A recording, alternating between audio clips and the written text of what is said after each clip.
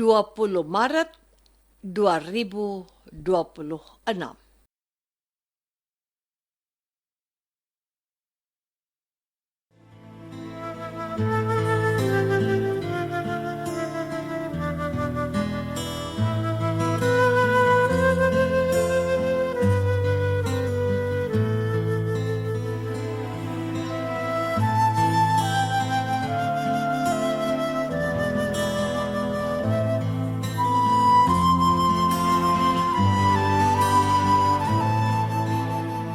Saudara pendengar di segenap penjuru tanah air, selamat bergabung dengan Lumen Indonesia.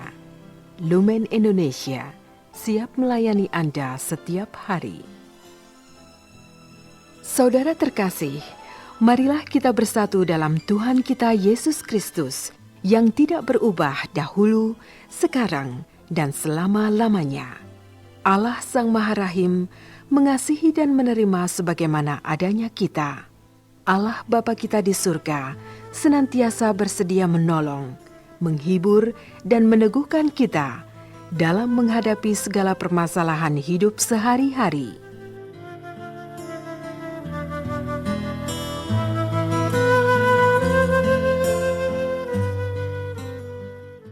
Saudara-saudari, marilah kita mendengarkan renungan dengan judul Gagal Paham untuk Mengenali Yesus.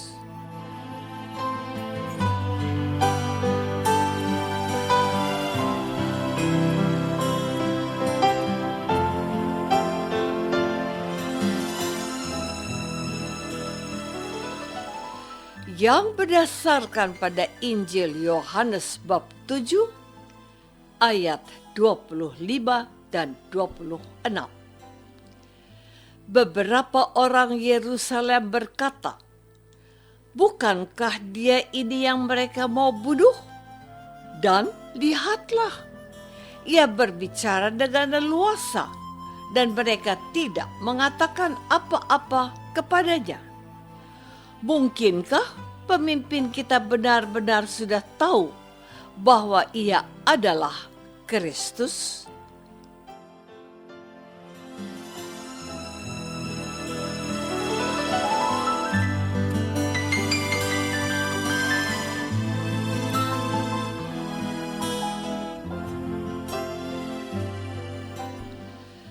Dalam nama Bapa dan Putra dan Roh Kudus. Amin. Saudara-saudari terkasih dalam nama Tuhan Yesus Kristus. Ada yang mengatakan politik itu kotor.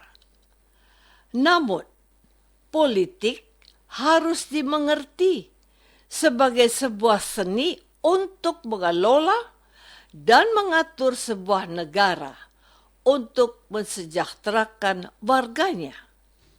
Di mana letak sifat kotor dari politik itu? Politik sering dipahami sebagai kekuasaan tanpa batas yang menguasai apapun dan siapapun. Politik sering tidak menghormati dan menghargai hak-hak asasi manusia. Dalam kehidupan bermasyarakat, pengaruh seseorang atau sekelompok orang bisa menimbulkan pandangan yang mempengaruhi banyak orang. Hari ini, kita menemukan orang-orang yang mengalami kebingungan. Di satu sisi, para pemuka agama Yahudi memusuhi Yesus, tetapi mereka menemukan Yesus dapat dengan leluasa tampil dan menyampaikan wejangannya. Lalu muncul tanya dalam diri mereka, mungkinkah pemimpin kita benar-benar sudah tahu bahwa ia adalah Kristus? Mereka bingung, sebab pengetahuan dan faktanya ternyata tidak sejalan. Saudara-saudari terkasih, orang-orang ini tetap pada sikap mereka. Kalau Yesus itu berasal dari sebuah kota kecil, Nazaret, dan anak tukang kayu, sedang sepengetahuan mereka, Mesias itu datangnya tidak bisa diketahui, atau ia hadir secara misterius. Yesus yang ada di situ memberikan jawab atas keraguan mereka ini. Firman-Nya, memang aku kamu kenal dan kamu tahu dari mana asalku. Namun aku datang bukan atas kehendakku sendiri, tetapi aku diutus oleh Dia yang benar, yang tidak kamu kenal. Aku kenal Dia, sebab aku datang dari Dia, dan Dialah yang mengutus aku. Dan inilah reaksi mereka. Mereka berusaha menangkap Dia, tetapi tidak ada seorang pun yang menyentuh Dia, sebab saatnya belum tiba. Orang-orang ini gagal paham untuk mengenali Yesus karena pengetahuan sempit mereka dari mana Yesus itu berasal. Dia hanyalah orang dari desa Nazaret. Saudara-saudari terkasih, menarik untuk diperhatikan bahwa Yesus ada di antara mereka, bukan sedang mempromosikan dirinya sebagai orang penting yang mereka kenal sebagai Mesias, melainkan bahwa Dia sesungguhnya sedang mengingatkan orang banyak itu bahwa Ia ada di antara mereka karena diutus oleh Bapaknya. Mereka mengenal asal-usul Yesus, tetapi mereka tidak tahu dengan benar bahwa Yesus itu datang dari atas, dari Bapa yang tidak mereka kenal. Bapaklah yang mengutus Yesus, dan untuk melaksanakan kehendak-Nya lah Yesus hadir di tengah mereka.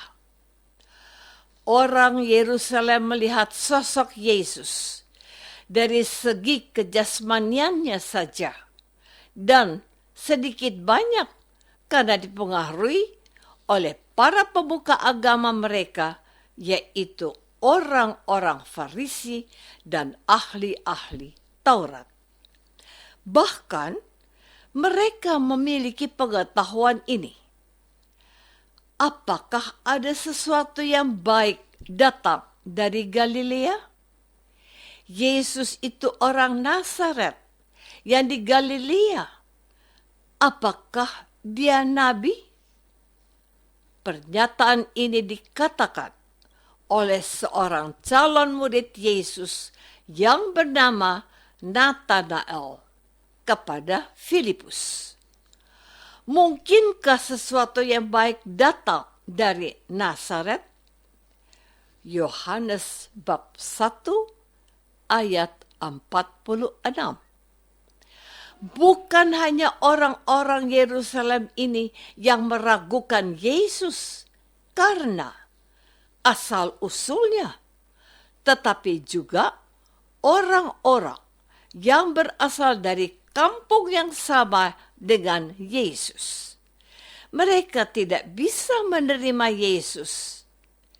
Yesus mengatakan, tidak ada nabi yang dihormati di tempat asalnya. Saudara-saudari terkasih, hari ini Tuhan Yesus mencoba membuka tabir jasmania yang membelenggu pikiran dan hati orang-orang Yerusalem ini. Ia mengatakan bahwa betul pengetahuan mereka tentang asal-usulnya. Namun, mereka juga harus tahu bahwa Mesias itu datang dari Allah yang telah mengutusnya ke dalam dunia. Dialah yang mengutus Yesus ke hadapan mereka. Namun, hal itu tidak cukup membuat mereka mengerti. Mereka gagal paham tentang dari mana Mesias itu sesungguhnya berasal. Ia utusan Allah. Ia datang dari Allah. Orang-orang itu masih saja berusaha untuk membunuh Yesus. Apapun usaha manusia, kalau Tuhan belum menghendaki hal itu, tidak akan terjadi. Sebab saatnya belum tiba, yaitu saat yang dikehendaki Bapa, bahwa anak manusia akan wafat dan disalibkan di kota Yerusalem. Sampai hari ini, banyak orang tidak mau menerima Yesus sebagai Tuhan dan Juru Selamat. Namun, kita diingatkan untuk menerima Dia sebagai Mesias, Tuhan, dan Juru Selamat kita.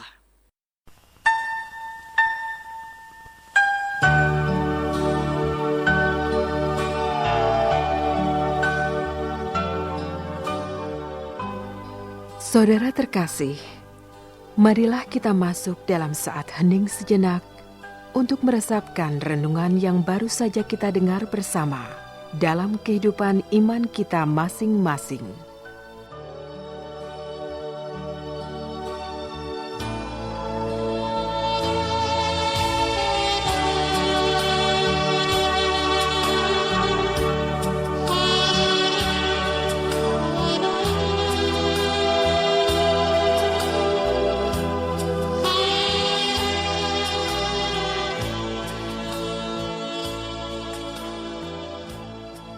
Apakah aku percaya akan anak Allah yang diutus oleh Bapa untuk menebus dosaku? Marilah kita berdoa. Bapa yang Maha Baik, bantulah kami untuk membuka pikiran dan hati kami, untuk menerima Yesus sebagai Mesias yang Kau janjikan. Tambahkanlah iman kami kepadanya, sebab Dialah Putra-Mu, Tuhan dan Pengantara kami. Amin. Semoga kita semua selalu dinaungi dan dibimbing oleh berkat Allah yang Maha Kuasa. Dalam nama Bapa dan Putra dan Roh Kudus. Amin.